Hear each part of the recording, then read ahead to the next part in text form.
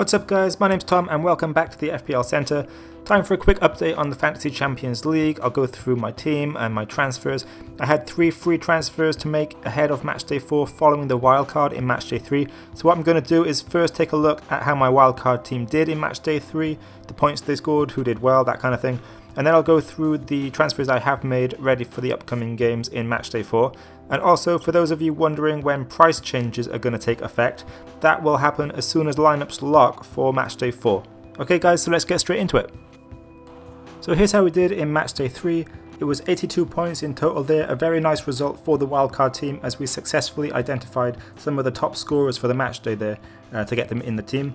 Olsen, Mendy and Robertson all returned clean sheet points in defence there, with Robertson also picking up an assist as well.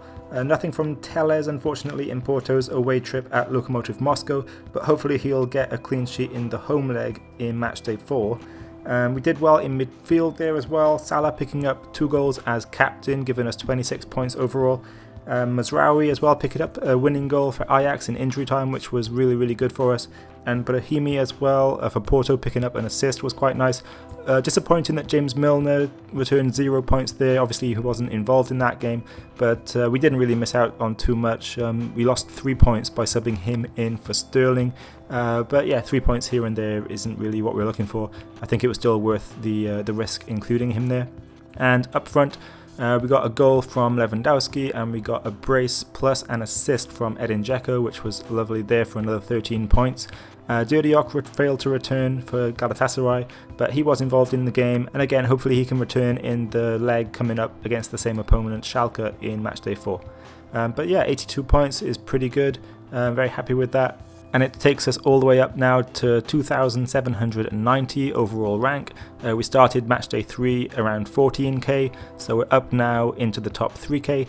And if we can continue that momentum through the next few weeks and through the rest of the tournament, then we should definitely be looking at a very nice finish indeed. Okay, so now we'll take a quick look at the transfers I've made, and as you can see, I've used all 3 of the free transfers that I have for Matchday 4. Up front, Cristiano Ronaldo has come in for Lewandowski. You could argue that this is a bit of a strange move with Ronaldo facing United. At least he's at home in that game, and then he has obviously Valencia in Matchday 5 and Young Boys in Matchday 6. Lewandowski still has the home game against Athens, which I know a lot of people might be looking at as a game where he can score big, and I might come to regret this decision, but it is a game with Matchday 5 in mind. I think Ronaldo over the 2 weeks is probably more likely to return higher points across both those weeks. Lewandowski might return a higher points total in Matchday 4, but we'll see. Munich haven't really been too impressive this season. He only managed to get the 1 goal in the away leg, and Bayern didn't really look that great at all until the second half, where they kind of sped up the play and really got going.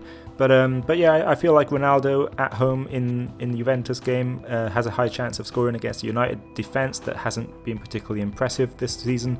And then obviously with the Valencia and Young Boys games coming up, he has a decent chance of returning against those as well, as long as he doesn't get sent off again, which obviously would be a bit of a spanner in the works. In order to fund that move, he needed to find an extra $1 million. And so what I've done is I've downgraded, if you look on the bench there, Raheem Sterling has made way, and I've downgraded to Riyad Mahrez from the same side for $1 million less.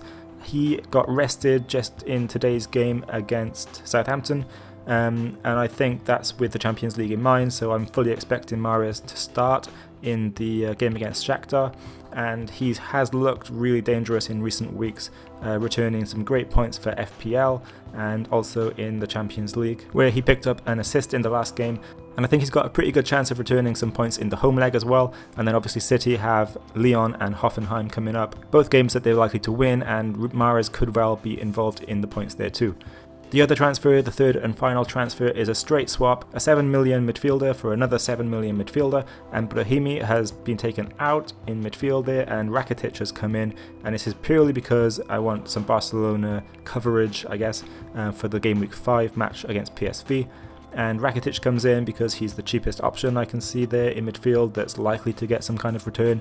He's returned at least 6 points in every match day so far, with 6, then 7 and then 6 again in all the games so far, so I'm looking at him as a very consistent option in midfield a nice solid play at 7 million, and I'm hoping he can keep that kind of form up. The rest of the team is unchanged. As you can see, I've got the side there set ready for the first set of games.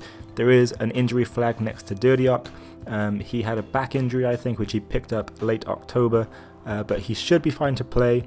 I don't really see it as too much of an injury risk. Mazraoui, he's also got a doubtful flag. I'll have to check on that, but he's only a substitute this week and he's very cheap, so if we're not able to use him, it's not the end of the world. So there we go guys, if you liked the video and you want to see more Fantasy Champions League content, make sure to give this video a thumbs up and get yourself subscribed if you're not already. Also make sure to hit that notification bell. You can follow me on Twitter at FPL Center for regular updates on my fantasy teams in both FPL and Fantasy Champions League. Make sure you also follow FPL Matador. He's a veteran of the Fantasy Champions League game with regular finishes in the top 1000. He regularly tweets valuable information such as predicted team lineups and is more than willing to answer any questions you might have on the Fantasy Champions League game. And finally, if you want to read Fantasy Champions League content in the written word, make sure you check out at FPL Forum on Twitter, who is releasing a series of great articles for this season's Fantasy Champions League game.